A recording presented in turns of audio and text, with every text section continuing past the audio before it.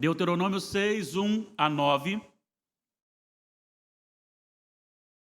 Acompanhe-me na leitura, por gentileza. O fim da lei é a obediência. Estes, pois, são os mandamentos, os estatutos e os juízos que mandou o Senhor teu Deus e te ensinassem, para que os cumprisses na terra que passas para possuir, para que temas ao Senhor teu Deus e guardes todos os seus estatutos e mandamentos que eu te ordeno, tu e teu filho, e o filho de teu filho, todos os dias da tua vida, e que teus dias sejam prolongados. Ouve, pois, ó Israel, e atenta em os cumprires, para que bem te suceda e muito te multipliques na terra que emana leite e mel, como te diz o Senhor, Deus de teus pais. Ouve, Israel, o Senhor nosso Deus é o único Senhor. Amarás, pois, o Senhor teu Deus de todo o teu coração, de toda a tua alma, de toda a tua força. Estas palavras que hoje te ordeno estarão no teu coração. Tu as inculcarás a teus filhos, e delas falarás assentada em tua casa, e andando pelo caminho, e ao deitar-te, e ao levantar-te. Também as atarás como sinal na tua mão, e te serão por frontal entre os olhos, e as escreverás nos umbrais da tua casa e nas tuas portas. Que o Senhor nos ilumine, nos edifique, em nome de Jesus. A família que Deus agrada é o nosso tema. Nós precisamos buscar nesse texto e entender nesse texto lições preciosas. E a minha oração é que o Espírito Santo do Senhor nos conduza de tal maneira que, muito além da minha limitação, o Espírito aplique no seu coração verdades absolutas que transformarão a sua vida e desafiarão todos os seus atos doravante. A família recebe duas influências. Essas influências partem primeiro de um mundo sem Deus, que odeia a Deus, que faz tudo contrário a Deus. Todos os princípios estabelecidos pelo Senhor, este mundo, esse sistema, caminha na contramão. Mas também há uma outra influência que pode tomar conta da nossa vida, que é o Deus que criou este mundo e que soberanamente conduz a história independentemente dos rebeldes, independentemente dos que se levantam contra o Senhor, independentemente dos seus inimigos. O Salmo 2 diz que enquanto as autoridades se levantam contra o Senhor zomba deles, porque o Senhor é o Todo-Poderoso. Estamos diante de um texto muito especial. O povo de Israel, depois de sair do Egito, tem um evento ali no Mar Vermelho, atravessa o Mar Vermelho, vê os inimigos serem executados sob o juízo de Deus, Faraó e seu exército, caminham agora no deserto, milagres vão acontecendo na vida do povo, tais como a roupa não envelhece, as sandálias não envelhecem, a alimentação é dada diariamente, até dá uma ligação com o pão nosso de cada dia, dá-nos hoje. Águas fluem de rochas, águas amargas são transformadas em doces. O povo tem desejo de voltar ao Egito para comer aquilo que era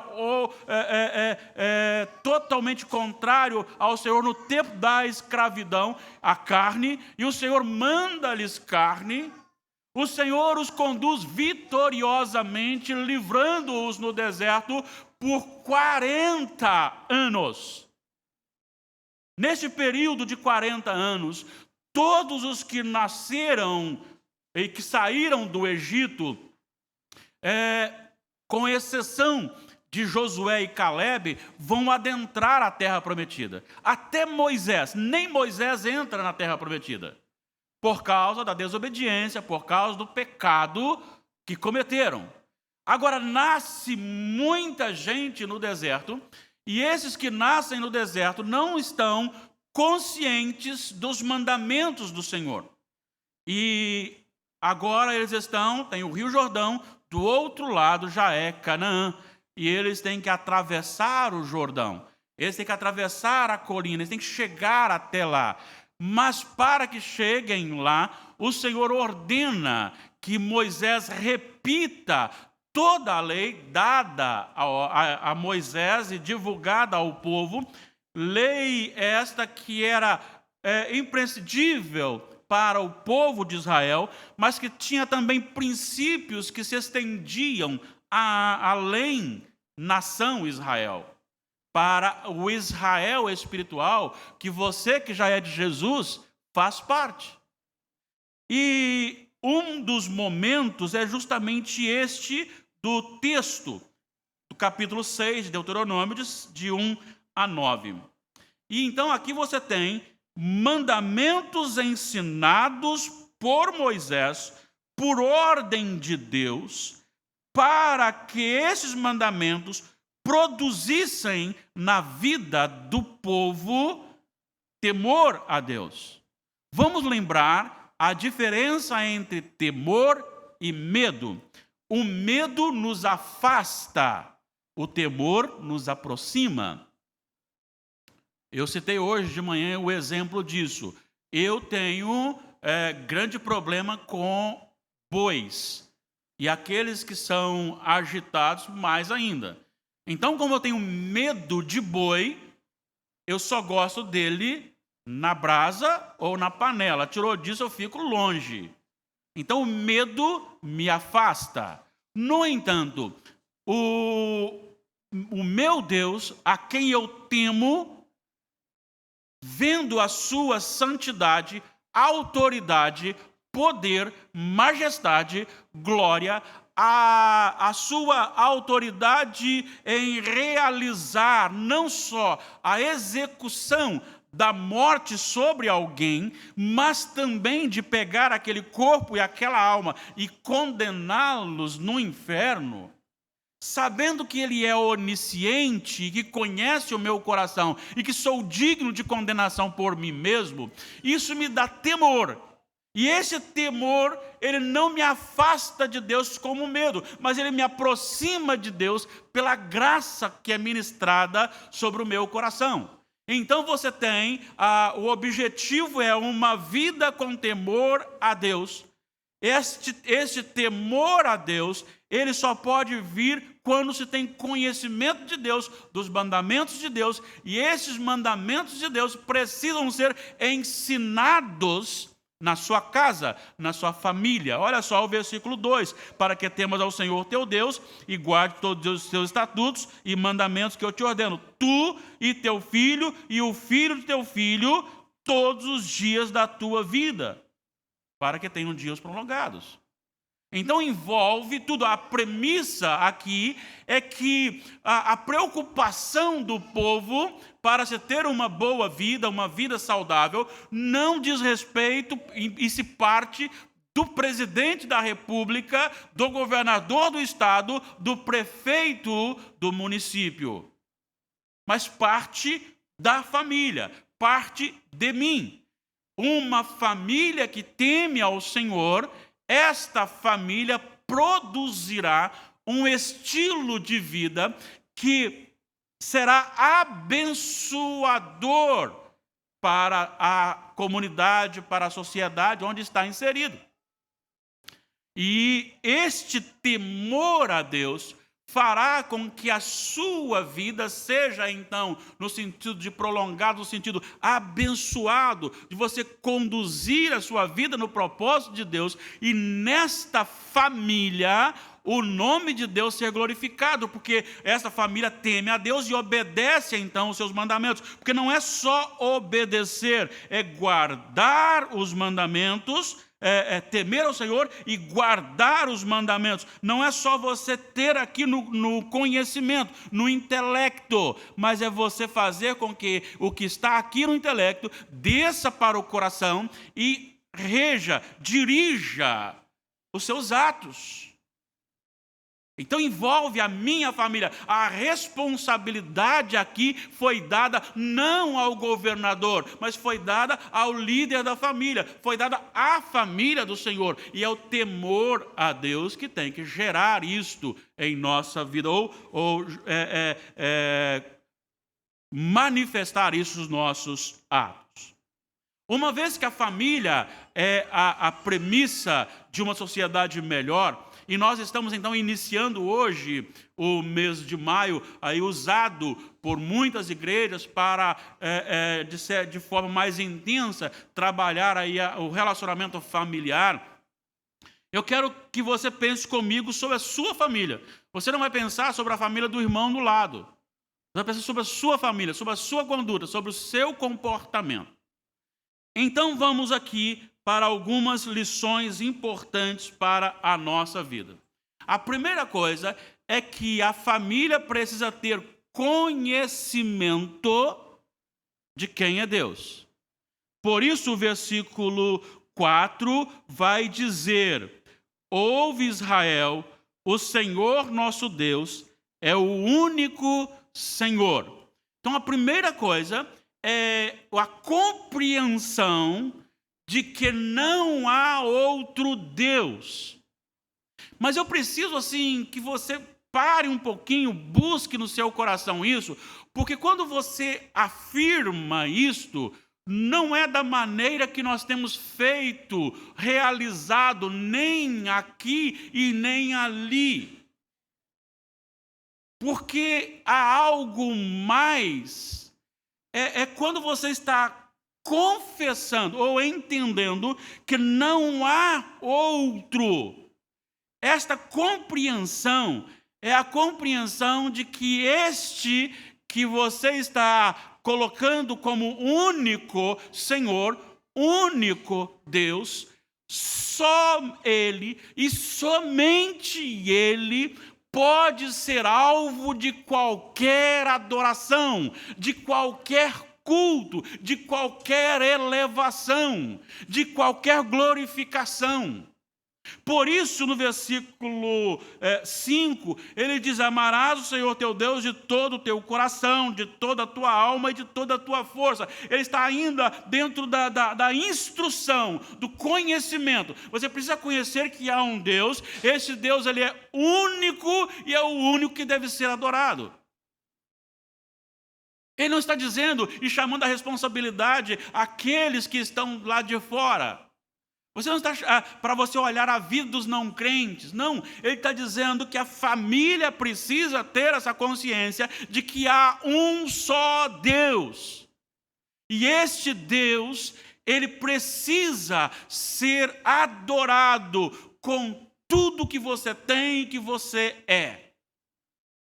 Agora, como que eu vou compreender esse Deus na sua unicidade? Como é que eu vou compreender esse Deus como único? Para que eu entenda, veja bem, nós estamos trabalhando conhecimento, informação. Para que eu compreenda quem é Deus, eu preciso da leitura da palavra. Porque é através da palavra que Deus se dá a conhecer. E o dia que você se deleitar e mergulhar nesta palavra, o conhecimento obtido, a riqueza desta palavra, a riqueza desta revelação de Deus, será tão suficiente que você nunca conseguirá esgotar os conhecimentos aqui anunciados sobre Deus. E alguns aspectos você entenderá que as coisas reveladas pertencem a você, mas as ocultas pertencem a Deus. Você saberá que este Deus, ele é único, porque ele foi aquele que causou tudo o que você vê, tudo o que você toca, tudo o que você sabe. É o que deu início a coisas que não existiam. E deu início não a partir de alguma coisa, mas simplesmente pelo seu poder. Nós não temos habilidade para falar nem sobre a eternidade e nem para falar sobre nada. Deus criou tudo do nada, mas o que é nada para nós? Nós não sabemos o que é nada, porque nós estamos no meio, e a partir do nada, nós fomos estabelecidos numa criação. Aí nós olhamos assim, aqui até lá não tem nada, mas se você observar no sistema que nos é proporcionado pela tecnologia, você verá que há muitas coisas entre nós aqui, que nós achamos que esse vácuo não é nada, mas esse vácuo é alguma coisa. Só que Deus criou do nada, por isso Ele é o único Senhor. Ele é o único Senhor. E Ele criou pelo poder da sua palavra. Ele disse, haja e houve. Ele disse, venha e veio. Ele disse, vai e foi. Ele é o Senhor. Então eu preciso agora, dentro de um aspecto em que depois da criação, o homem criou para si, depois da queda, criou para si vários ídolos. Eu preciso, assim como Israel foi escolhido e como Israel de Deus, eu preciso colocar na minha cabeça que Jesus Cristo, o Filho de Deus, o Espírito Santo, aquele que me convence na terceira pessoa, e o próprio Pai, eles são um Deus, um só Deus, e que tem que ser adorado acima de qualquer ou de todas as coisas. Quando eu digo o Senhor, nosso Deus, é o único Senhor, o primeiro confronto que eu tenho é comigo mesmo. Talvez a gente olhe muito para as tentações externas. Mas se você olhar Tiago, o irmão do Senhor Jesus, na sua epístola, ele descreve que Deus não tenta a ninguém. Você é tentado não por aquilo que está lá fora, mas por aquilo que está aqui dentro. Ele diz, somos tentados por causa da nossa cobiça. Então a tentação é a manifestação de uma carnalidade. Agora, se eu vou cair na tentação ou não, é outra coisa. Então, quando o Senhor é Senhor da minha vida, por isso Jesus disse, quer ser meu discípulo, a primeira coisa que ele disse foi qual mesmo? Negue-se a si mesmo. É fácil acusar. Recentemente, saiu uma reportagem de uma religiosa, líder de uma denominação, lá não sei qual, que foi apanhada em adultério com outro líder de outra denominação. E o marido foi lá, pegou, filmou e deu uma coisa, foi muito triste. E depois, então, essa pessoa emitiu a seguinte informação, a seguinte nota. A esposa do pastor tal já o perdoou, já restaurou o casamento. O meu esposo já me perdoou, já restauramos o casamento. Mas nós queremos anunciar o seguinte, não foi culpa nossa. Foi o diabo querendo desmerecer a igreja. Não foi o diabo. A culpa foi dela, a culpa foi dele. E quando eu peco, a culpa é minha. Quando você peca, a culpa é sua. Porque está muito claro, não é Deus que tenta a gente. São as nossas próprias cobiças. As nossas próprias cobiças. Ele é o único Senhor. Não há lugar para você nem para mim nessa adoração. Eu fico imaginando o ouvido de Deus ouvindo as nossas vozes ao cantar. Deve ser muito doído. Por mais bonito que você cante, deve ser muito doído. Porque parte de corações pecaminosos. Embora já redimidos, graças a Deus. Então, a primeira coisa é o entendimento. Deus é o único, inclusive acima de você mesmo. A segunda lição que nós temos aqui é que a sua família precisa ver em você esta confissão. Essas palavras que hoje te ordeno, que foram para a mente, têm que ir para o coração. Versículo 6. Essas palavras que hoje te ordeno estarão no teu coração. Nós não podemos, de forma alguma, ser crentes intelectuais. Nós precisamos ser crentes práticos. Crentes que são dominados por algo que veio como conhecimento e que desceu, escorregou para o coração. Então essa afirmação de que o Senhor é o único Senhor não pode ficar no âmbito intelectual. Ele tem que vir no intelectual, mas ele tem que descer para o coração. E quando está falando do coração, ele está falando no sentido da fonte de todas as nossas vontades, todas as nossas ações. O coração, aqui usado na Bíblia, ele é usado para apontar aquilo que domina o nosso coração. Em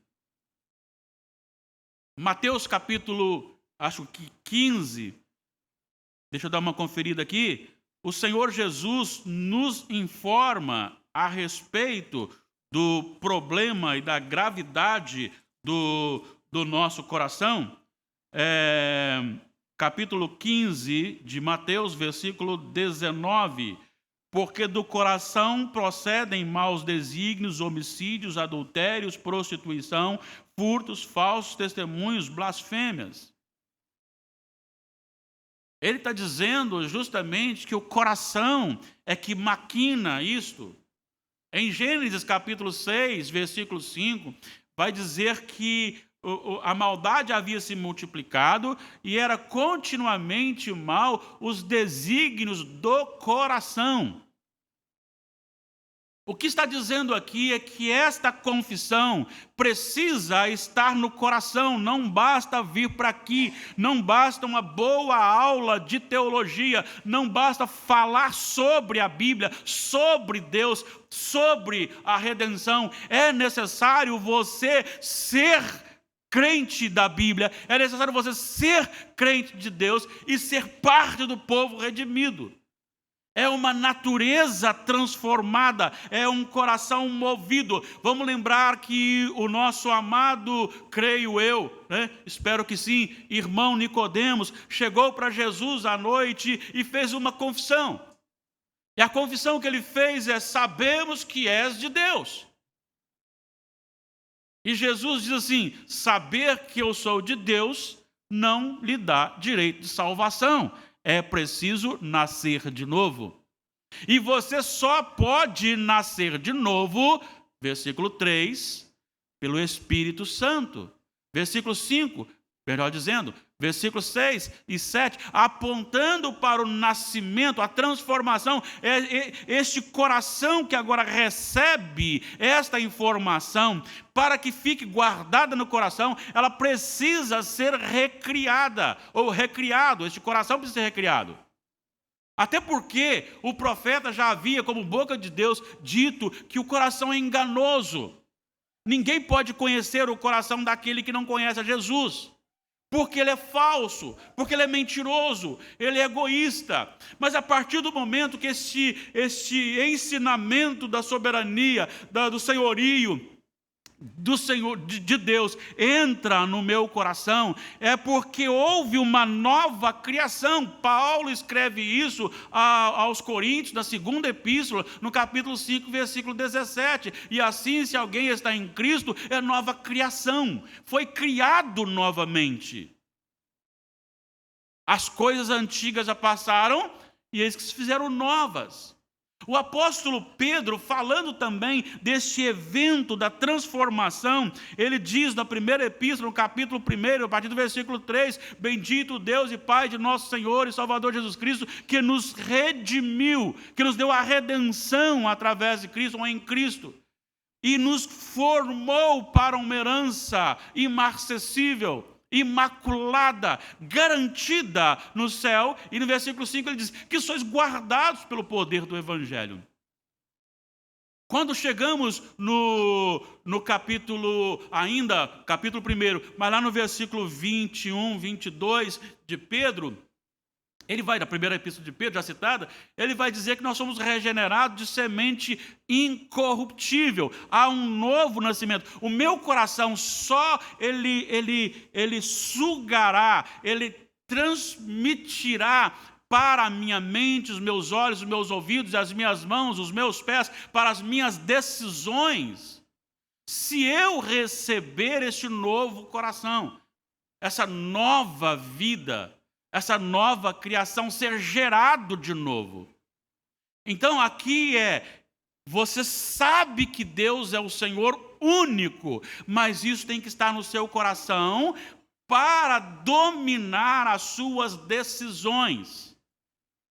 Vamos lembrar aqui que a nossa vontade nem sempre é a vontade de Deus. O próprio apóstolo Paulo nos ensinou, dizendo que muitas vezes os pecados que nós cometemos, nós sabemos que não devemos cometer, mas nós cometemos. O próprio Paulo, escrevendo aos Colossenses, capítulo 3, versículo 5, depois de falar que nós fomos já ressuscitados em Cristo, que a nossa vida está oculta em Cristo e que será manifestada no dia da glorificação, no versículo 5 ele diz assim: fazei morrer a vossa natureza terrena. Ainda há uma natureza terrena. Ele também afirma aos Gálatas, capítulo 5, versículos, acho que 16, 17, por aí, ele vai dizer que há duas naturezas, e a espiritual vive em guerra com a carnal. Agora, precisamos fazer morrer a terrena, a carnal. E como que eu faço morrer? Enchendo-me da espiritual.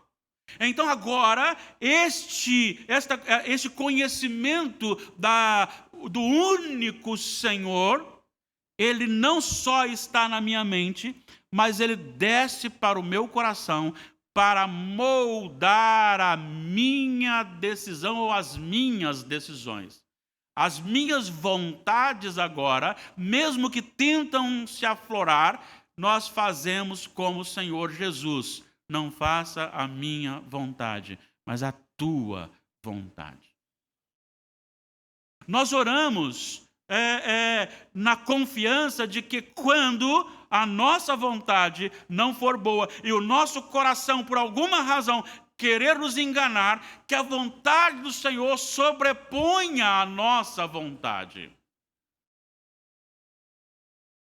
De que forma que eu vou conhecer? À medida que o meu coração vai sendo tomado por este conhecimento de Deus.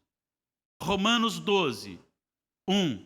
Rogo-vos, pois, irmãos, pelas misericórdias de Deus, que apresenteis o vosso corpo por sacrifício vivo, santo e agradável a Deus, que é o vosso culto racional.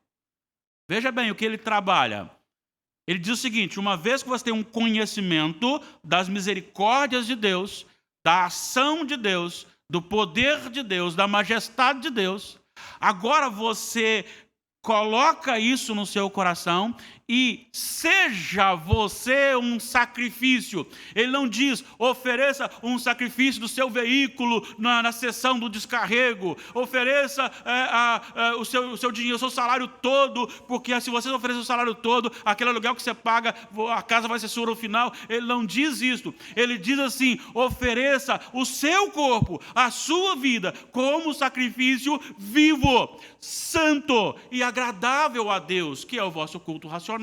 Não é um culto em congregação, um culto solene como nós estamos aqui agora. Embora isso seja necessário, é muito bom, mas o que ele está dizendo é que a nossa vida precisa ser um sacrifício vivo. Sacrifício requer morte. E é matar a minha carnalidade dia após dia. Matar-me quando eu quero aparecer, para que o Senhor apareça em mim. Não adianta eu, como líder da minha casa, ou a minha esposa, colocarmos na intelectualidade: e não colocarmos no coração. A família que Deus agrada é a família que tem conhecimento desse Deus, mas que tem o domínio desse Deus sobre a sua vida. Terceira lição diz respeito a ensinar. Você aprende, você é dominado pelo que você aprendeu e agora você ensina. Olha só os versículos seguintes. Voltando em Deuteronômio 6, a partir do 7. Depois ele ter falado assim: isso estará no teu coração. Agora ele diz: tu as inculcarás a teus filhos. Há uma responsabilidade de aliança, de passar para o seu filho. E passar para o filho aqui não significa uma aulinha de 5 minutos antes de dormir. Ele diz: inculcarás. O sentido no original é muito mais do que passar uma informação. É muito mais do que ensinar a fritar um ovo. Olha, coloca lá, acende o fogo, coloca a panela, coloca lá o azeite ou o que você quer colocar e faz assim. É muito mais do que isso.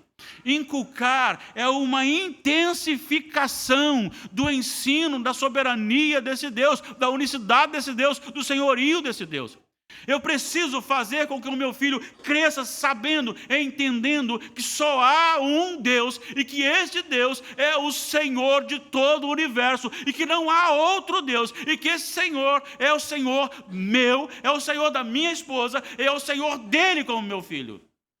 Eu preciso transmitir isso e colocar isso arraigado no seu coração. Eu preciso colocar isso de tal forma que nada de adversidades, os intempéries da vida, os ataques de Satanás, por mais fortes que sejam na área educacional, seja onde for, nenhum deles pode até abalar um pouco, mas não tire isso, essa convicção do meu filho. Mas para isso eu preciso ter algumas atitudes, falar delas assentado, andando, ao deitar e ao levantar. Infelizmente, às vezes o assunto pode ser: viu hoje lá na igreja? Passei perto do irmão, ele nem olhou para nós. Você viu aquilo? Você viu o outro irmão lá que estava cantando? Ele está com problema na vida, está cantando. Você viu que o outro lá nem está vindo mais na igreja, está vendo só aquilo? E você viu o pastor? Não aguento mais aqui, pastor. 13 anos pregando, não aguento mais ouvir aqui, pastor. E o presbítero? Não acredito no presbítero. Você viu o que o outro fez? E você começa a falar mal dos seus irmãos dentro da sua casa. Você está inculcando o senhorio de Cristo? Não. Você está inculcando o seu senhorio, o seu ego. Eu sou melhor e não posso ser frustrado em nada. Percebeu bem, meu filho? Quem manda sou eu sou o Senhor. Então está errado. O que eu preciso fazer é justamente deixar claro, olha só o versículo 7, versículo seguinte, versículo 8, também as atarás como sinal na tua mão. Será que eu preciso pregar aqui os 10 mandamentos, como os judeus levaram a literalidade dos 10 mandamentos e colocaram aquele negocinho pendurado aqui nas testas para dizer que, pedaço da lei, para dizer que estava cumprindo a lei? Será que eu tenho que amarrar a palavra de Deus na minha mão aqui e sair com ela assim para todo mundo? Não, não é isso. Eu tenho que colocar versículos para... Não é isso. Você pode fazer, não tem problema. É uma forma didática. Mas não é isso. A questão é estar na tua mão. O que significa? Eu vou ensinar, depois de falar, sentado, deitado, andando, agora eu vou mostrar nos meus atos. A minha mão significa as minhas ações. Comprovam que o Senhor é o meu Senhor.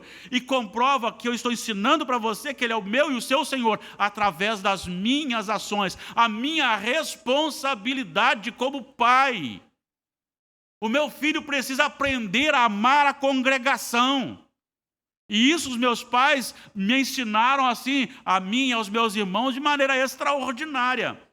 Eu aprendi com o meu pai e com a minha mãe a amar estar juntos na igreja, estar cantando junto, orando junto, ouvindo a palavra juntos. Vou citar um exemplo. Meu pai está com 86, então no casamento de William estava com 82. Isso? 4 anos? Eles vieram aqui no casamento e por alguma razão quiseram ir embora, não eles, mas quem estava na liderança quis ir embora no mesmo dia. Então saíram de Vila Velha depois do casamento. Passaram ali, fizeram um lanchinho, trocaram de roupa e foram embora. Chegaram em casa 2 horas da madrugada.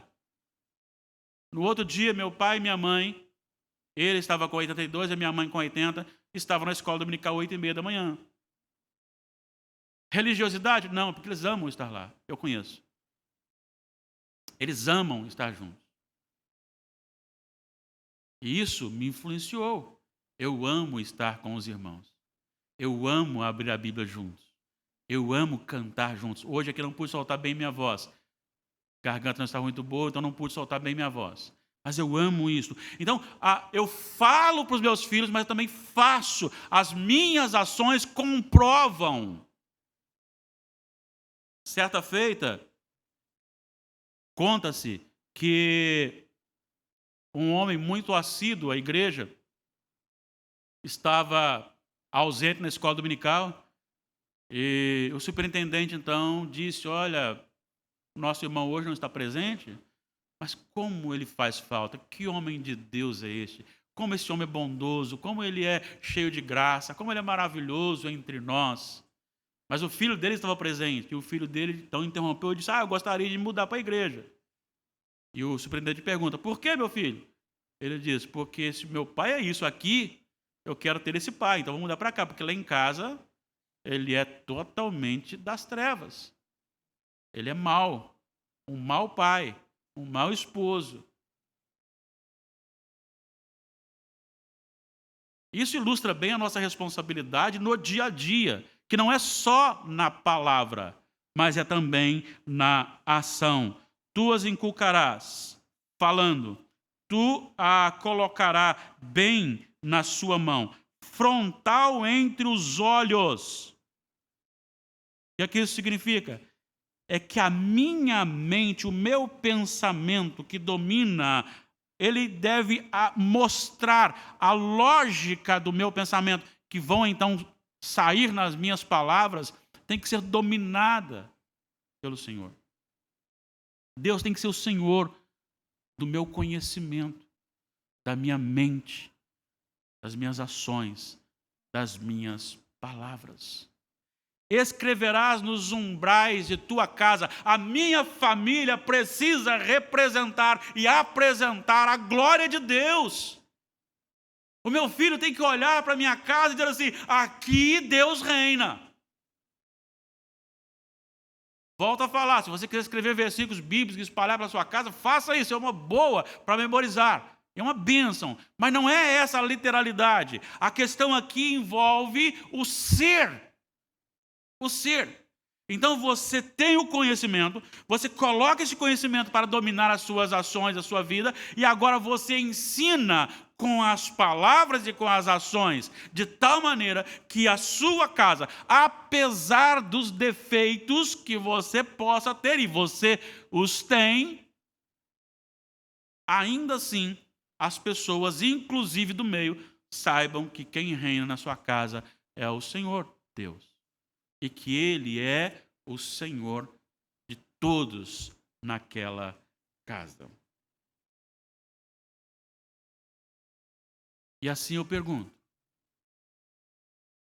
como nós temos vivido? Qual tem sido a nossa maior preocupação? Sabe, como pastor, eu fico bastante preocupado com a maneira como nós estamos. Eu usei, Damares e eu usamos, até para a educação de William, e hoje, então, ele nos vê, mas os outros estão usando com seus filhos. Acabamos agora de receber aqui, como membro da igreja, o Pedro. Mas tem os seus filhos. Como eles estão diante do Senhor e por que eles estão assim diante do Senhor? Eu não estou lhe culpando, Agora, se é responsabilidade sua, então coloque para o Senhor. A boa notícia, a má notícia é que sim, nós erramos. Ainda que o nosso filho esteja preso do Senhor, nós erramos. E a nossa falha é suficiente para tirá-los da presença do Senhor. Mas se eles estão, louvado seja o Senhor por isso. Mas se eles não estão, a boa notícia nisso tudo é que há ainda tempo. E Deus tem poder para mudar. Deus tem poder para restaurar. Deus tem poder para renascer. Deus tem poder para reavivar. Deus tem poder para trazer de volta. Deus tem poder para regenerar. Deus tem poder para salvar. Ele pode pegar aquele que está agora no lugar mais difícil, mais afastado, e pode incomodá-lo e trazê-lo para dentro. Ele pode trazer aquele que está próximo. Ele pode fazer. Eu não preciso de um atrativo para que o meu filho seja. Eu preciso do poder do Evangelho. Eu tenho que crer que esse Evangelho é poderoso, como Paulo escreveu aos Romanos, é o poder de Deus para a salvação, primeiro do judeu e também do grego. É o Evangelho que é o poder, não são os métodos são necessários, mas quem transforma é só o poder de Deus. Eu preciso crer nisso e crer que o Senhor é misericordioso para perdoar as minhas falhas, as minhas faltas na educação do meu filho, e é capaz de regenerar não só a minha vida como compromisso, mas também de regenerar o meu filho e trazê-lo se ele estiver fora. Mas para isso não adianta eu falar, vai lá meu filho, vamos para a igreja, se eu não ligo. Se eu passo a quarta-feira em casa vendo TV, se eu passo o domingo em casa dormindo de manhã, se eu não leio a Bíblia, se eu não oro, se o meu filho não me vê de joelho, não me vê com a Bíblia aberta, se a minha esposa não me vê com a Bíblia aberta, não me vê de joelho em oração, se a minha família não me vê arrumando e vindo para a igreja, se a minha família não me vê a vida, não tenho autoridade para chamá-los para a presença de Deus. Por isso ele disse, quer dia feliz? Então cuide da sua família. Como? Primeiro com a sua vida. Deus é o único, coloque-o no seu coração. Quando você estiver no seu coração, ensina para o seu filho. De que forma? Com intensidade. Qual o método? Falando e mostrando quem manda na sua casa. Bata no peito, você que é o homem, e diga, quem manda lá em casa? E diga, é o Senhor Jesus.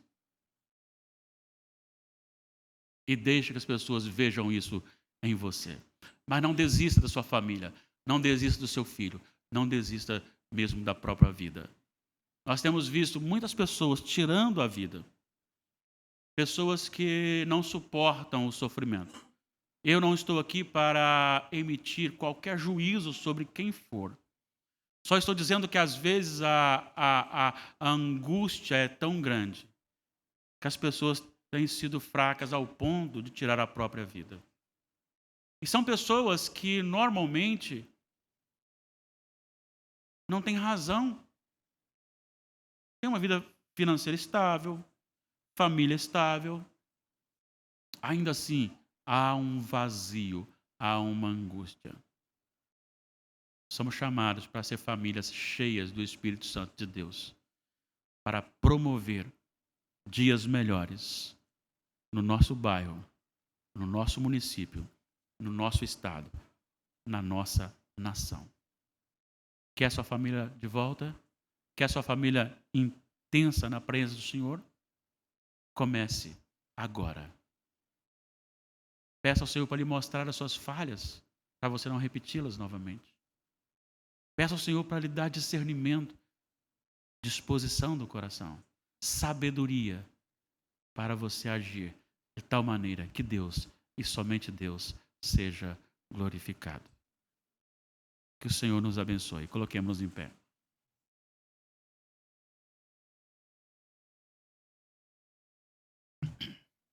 Eu quero lhe dar agora um momento.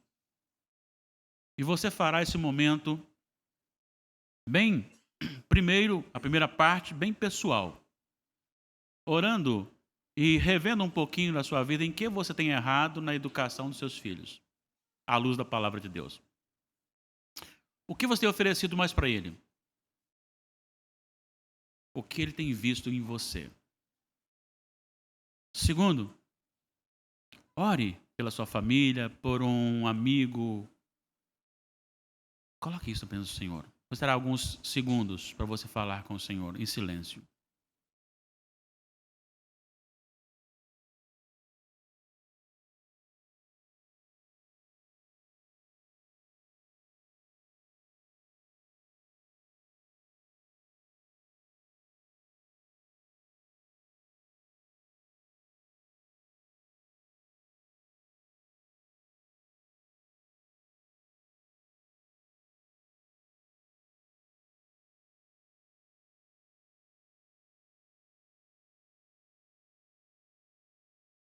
Senhor, esta igreja ora neste momento. Tu que sondas os corações, tu sabes, ó Deus, que cada um está falando contigo. Talvez haja pessoas com o coração rasgado, entristecido, doído. Mas há também, Senhor, alegria, porque Tu és misericordioso. Nós queremos pedir-te, ó Deus, que atenda a oração do Teu povo neste momento. Ó Pai, a família do Senhor, nossos filhos Te pertencem. Nós dizemos ao mundo que Tu és o nosso Senhor, mas há uma luta constante para que o nosso ego tome o lugar. Nós queremos pedir-te, ó Pai, que não permitas que isso aconteça, mas continues, ó Deus, a condicionar-nos a temer somente o nome do Senhor. Trabalhe, Senhor, a nossa vontade, porque a nossa vontade seja moldada à Tua vontade. Cuida, Senhor, para que o nosso intelecto, ó Pai, alcance o mandamento de que Tu és o único, Senhor, e que o nosso coração, ó Pai, não só receba esta informação, mas seja dominado por esse senhorio, para que os nossos pensamentos, as nossas palavras e as nossas ações preguem isto, que Tu és o nosso Senhor. Que na nossa casa os nossos filhos, ó Deus, sejam treinados e bem treinados. Não só, ó Deus, na habilidade humana para transmiti-los, mas na aplicação dos Teus mandamentos no coração deles. Ó Pai, salva os nossos filhos. Há pessoas, ó Pai, que não vêm mais à igreja, que decidiram não vir. E nós amamos tanto essas pessoas. Amamos tanto os nossos irmãos. Nós clamamos por elas agora, Senhor. Sei, Senhor, que se Tu tirares de nós a mão, nós também, ó Pai, fracassamos. Eu quero pedir-te, ó Deus, que não nos abençoe conforme o nosso merecimento, porque senão nós pereceremos. Por isso, use de misericórdia para conosco. Mas também use de graça, nos dando aquilo que nós não merecemos. E nós queremos, ó Pai, os nossos filhos, nossos irmãos, nossos amigos de volta na Tua presença. Desejamos isto, Pai. Olhe para nós com misericórdia e graça. Em nome de Jesus. Recebamos a bênção. Que a graça doce e sublime de Cristo Jesus, o Senhor da família, o Senhor da igreja, o amor de Deus, o Pai Todo-Poderoso, a comunhão, as ternas consolações do Espírito Santo, sejam conosco, reunidos aqui nesta noite, seja com os nossos familiares que não estão aqui, sejam com todo o povo de Deus, hoje e para todos